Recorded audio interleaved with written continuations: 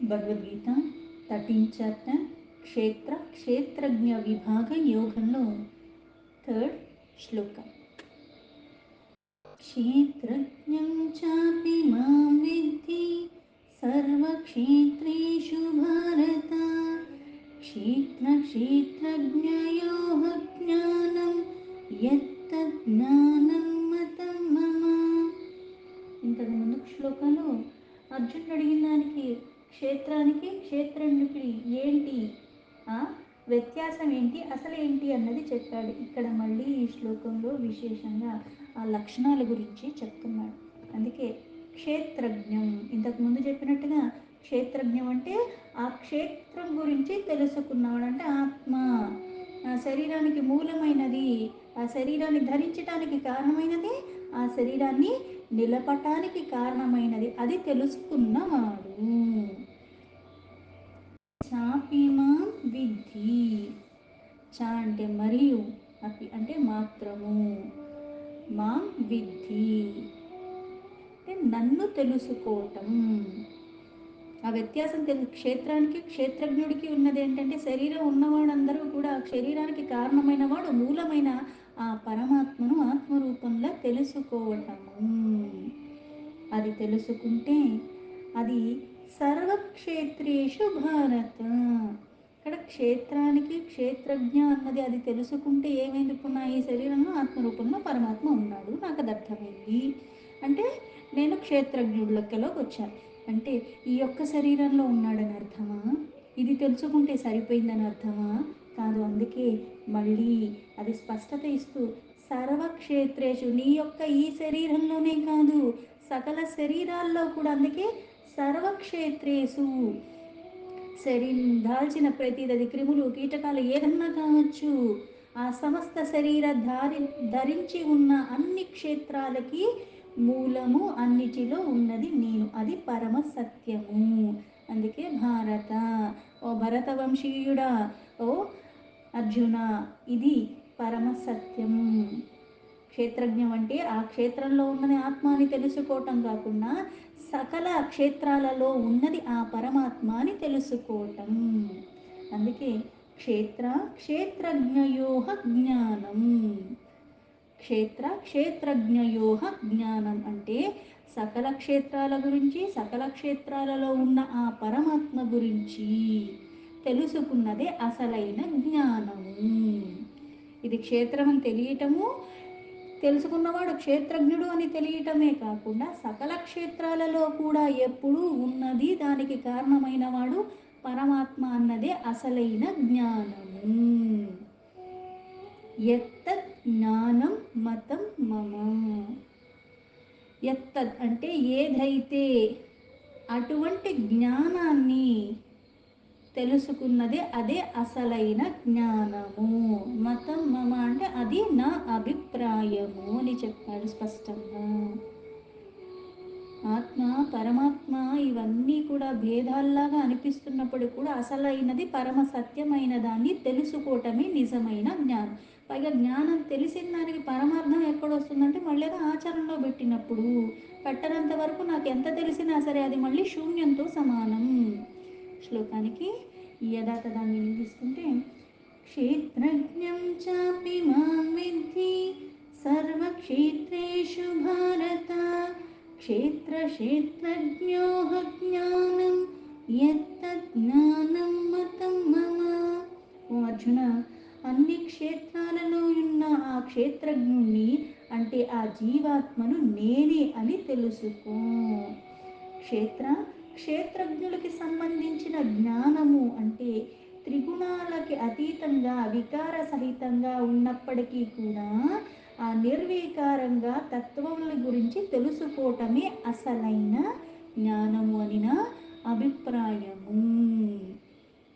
అంటే గుణమయంగా అవుతూ ఉంటాం. కొంతమంది సాత్వికంగా ఉంటారు, కొంతమంది రాజసంగా ఉంటారు, కొంతమంది తామసంగా ఉంటారు, కొంతమంది ఈ అన్నీ ఒక్కొక్కసారి ఒక్కొక్కటి అన్నట్టుగా ప్రకటింపబడినట్టుగా. ఇప్పుడు సాధు సత్పురుషులు ఉన్నారు, వాళ్ళు ఎప్పుడు సాత్వికంగానే ఉంటారు. అయితే మనం ఏదైనా తప్పు చేసినప్పుడు మనకి శిక్షణ ఇస్తున్నప్పుడు మనల్ని కాస్త అరుస్తూ ఉంటారు.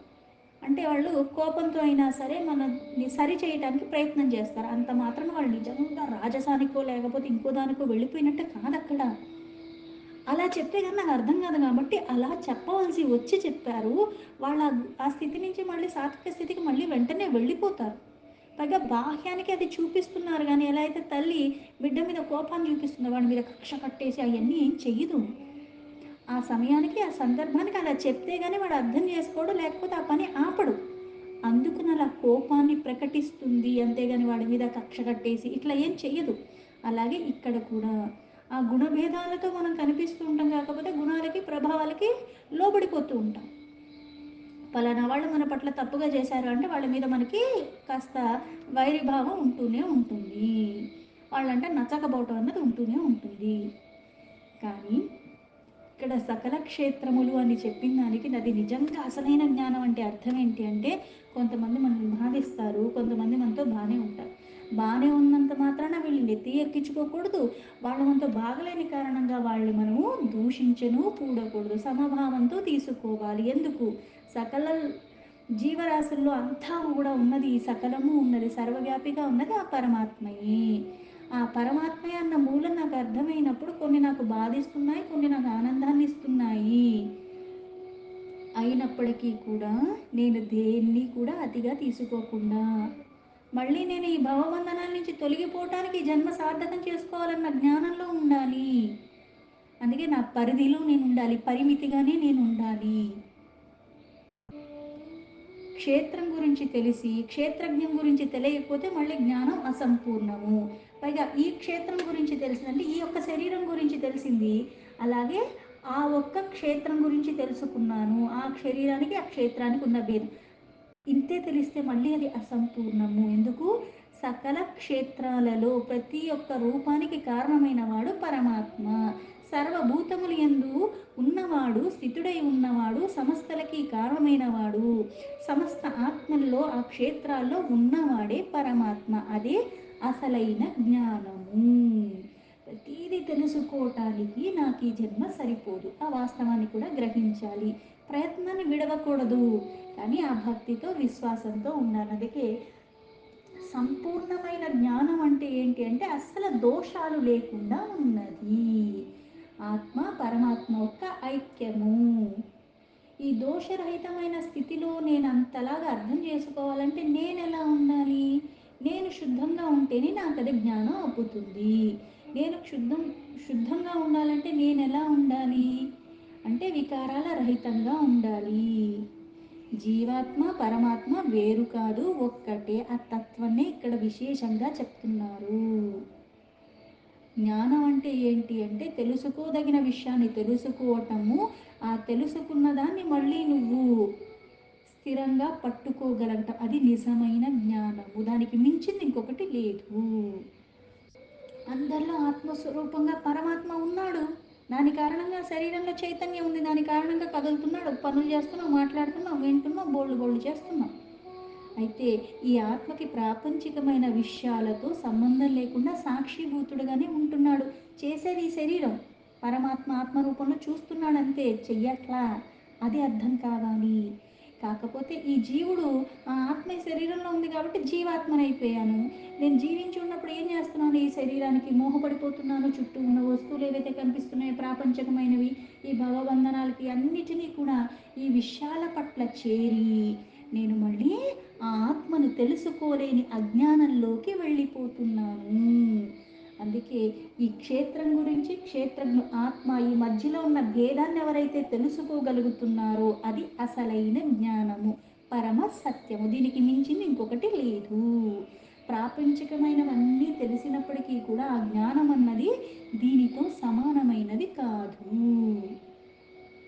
అసలైన జ్ఞానం కలిగిన వాడు ఏం చేస్తాడు అంటే దేనికి భయపడడు. అటు మృత్యు అంటే కూడా భయం ఉండదు. ప్రతిదాన్ని సంతోషంగా స్వీకరిస్తాడు, సంతోషంగా ఆహ్వానిస్తాడు. ఎందుకు?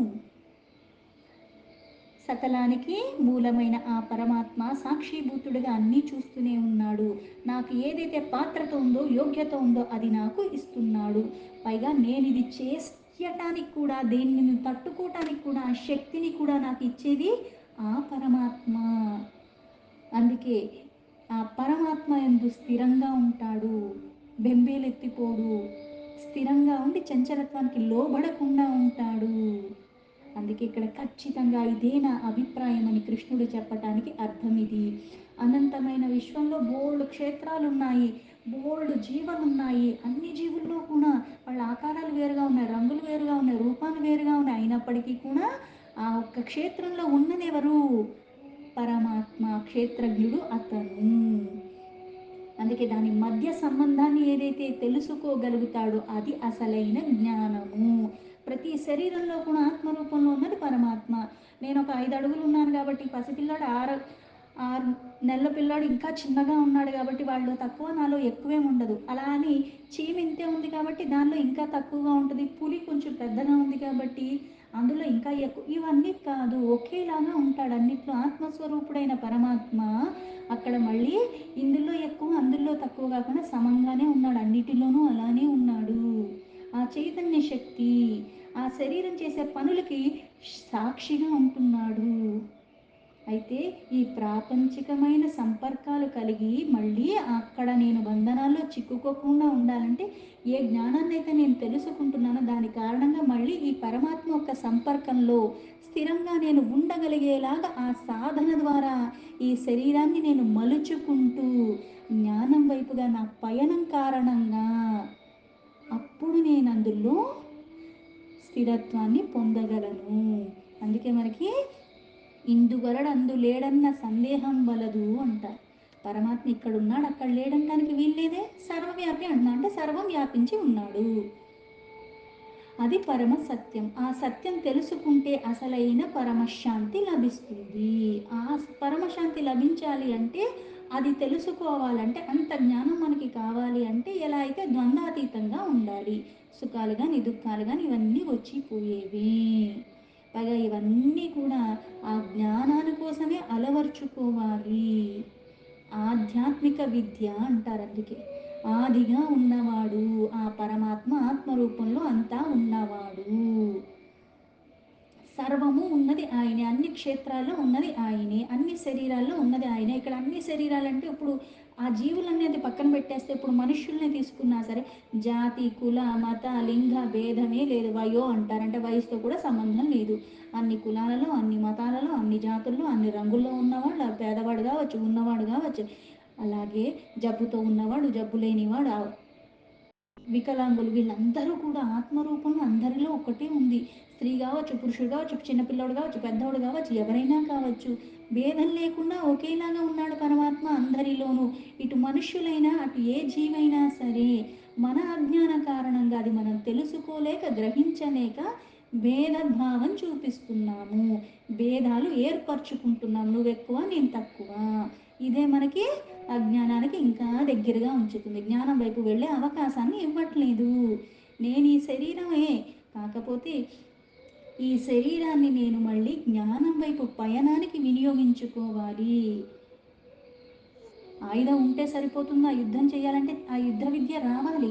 అలాగే ఈ శరీరం ఉంటే సరిపోయిందా? దీన్ని మళ్ళీ నేను వికారాల నుంచి, భవబంధనాల నుంచి తొలగించుకుంటూ అసలైన జ్ఞానం వైపుగా నేను పయనం మొదలు పెట్టాలి. ద్వంద్వాతీతంగా నేను ఉండాలి. మనస్సు నిరంతరం అల్లకల్లోలంగా ఉంటుంది, దాన్ని నేను శాంతపరచాలి. సంతోషం వచ్చినా దుఃఖం వచ్చినా తట్టుకోలేకుండా ఇలాగ ఉద్వేగానికి లోబడకుండా స్థిరంగా ఉండాలి. ఈ స్థిరత్వం నాకు ఎప్పుడు వస్తుంది? అసలైన జ్ఞానం వచ్చినప్పుడు ప్రశాంతమైన జీవితం వస్తుంది. ప్రశాంతమైన జీవితం ఉన్నప్పుడు కదా నాకు ఈ చంచలత్వం దూరం అవుతుంది. ప్రతిదానికి అలజడప్రాయంగా ఉన్నప్పుడు అసంతృప్తి ఉంటుంది. అన్నీ ఉన్నా తృప్తిగా ఉండరు. ఎందుకంటే వాడి కోరికలు ఎలా ఉన్నాయంటే పగ్గాలు లేని గుర్రాల్లాగా ఉన్నాయి. ఇంకా కావాలి, ఇంకా కావాలి, ఎందుకు కావాలో తెలియదు. తీవ్రత, అతివృష్టి, అనావృష్టి అంట. అప్పుడు జీవితం దుర్భరం అయిపోతుంది. అందుకే శరీరం పటుత్వం ఉండగానే ఎప్పుడో చచ్చాక భగవద్గీత వింటాం కాదు, ఈ పుట్టినప్పటి నుంచి అది తెలుసుకోవటం ద్వారా మన జీవితంలో అలవర్చుకోవటం ద్వారా నేను ఆ తత్వాన్ని తెలుసుకుని ప్రశాంతమైన జీవనాన్ని గడుపుతూ నేను పురోగతి వైపు నేను వెళ్ళటానికి ఇది నాకు ఉపయోగపడుతుందన్న పరమ సత్యాన్ని తెలుసుకోవాలి. అందుకే మహా విద్య అంటారు. ఏది? జ్ఞానము. ఏ జ్ఞానానికైతే నువ్వు చేరవలుతున్నావో ఆ జ్ఞానం కారణంగా ఇటువంటి అల్లకొల్లాలు కలిగించే ఇవన్నీ అజ్ఞాన వశమును మనకి ఏవైతే కలుగుతున్నాయో అవన్నీ తొలగిపోతాయి. ప్రశాంతమైన చిత్తం కలుగుతుంది. ఆత్మ పరమాత్మకి భేదం లేదు, అదన్నీ ఒక్కటే. కాకపోతే ఈ శరీరంతో ఉండి నేనేం చేస్తున్నాను అంటే ఇది నాది ఇది నాది అన్నట్టుగా నేను ఈ వికారాలు పెంచుకునేలాగా అటువైపుగా నేను ఆలోచన వస్తుంది. జ్ఞానం అంటే నిజమైన జ్ఞానం ఏది ఉన్నదో అది పరమ సత్యం. ఆత్మ పరమాత్మ శరీరాలు ఇవన్నీ వేరు వేరు కాదు. వాటి మధ్యలో ఉన్న తారతమ్యాన్ని తెలుసుకో. కనపడటానికి రూపం వేరుగా కనపడుతుంది, రంగు వేరుగా కనపడుతుంది, శరీరం వేరుగా కనపడుతుంది, అది చేసే పనులు వేరుగా కనపడుతున్నాయి. కానీ ఆ శరీరం నిలబడటానికి ఏదైతే లోపల ఉన్నదో అది అన్నిటిలో ఒకేలాగా ఉన్నది. అది అసలైన జ్ఞానము. ఆ జ్ఞానాన్ని తెలుసుకో అని చెప్తున్నాడు. అసలైన జ్ఞానానికి నిర్వచనం అది. ఏది నిజమో అది నువ్వు తెలుసుకో. ప్రతిదాని ఉత్పత్తికి కారణం నేను. వినాశ లక్షణాలు అన్నిటికీ ఉన్నాయి. కొన్ని ముందు వెళ్ళిపోతాయి, కొన్ని తర్వాత వెళ్ళిపోతాయి. అంత మాత్రాన ఇది వేరు దీనికన్నా అది ఎక్కువ అనుకోవటానికి వీలు లేదు. కానీ అన్నీ జడాలే, అన్నీ అనిత్యమే, అన్ని క్షణికమే. సర్వక్షేత్రాలు కూడా లక్షణాలన్నీ కూడా వేరువేరుగా అనిపిస్తాయి. చేసే పని అది చేయలేదు, అది చేసే పని ఇది చేయలేదు. కానీ అవన్నీ నశించిపోయేవే. వచ్చిందన్నీ అక్కడి నుంచే. నిత్యుడు చైతన్య స్వరూపమైన ఆ నిర్వీకారుడైన శుద్ధుడైన సర్వదా అన్నిటికీ మూలమైన ఆ పరమాత్మ నుంచే ఈ అన్ని క్షేత్రాలు వచ్చాయి. రెండు విడివిడిగా వేరుగా అనిపిస్తున్నట్టుగా అనిపిస్తాయి, కానీ అది అజ్ఞానం వలన. ఆ తత్వం ఎప్పుడైతే తెలుస్తుందో అది అసలైన జ్ఞానము.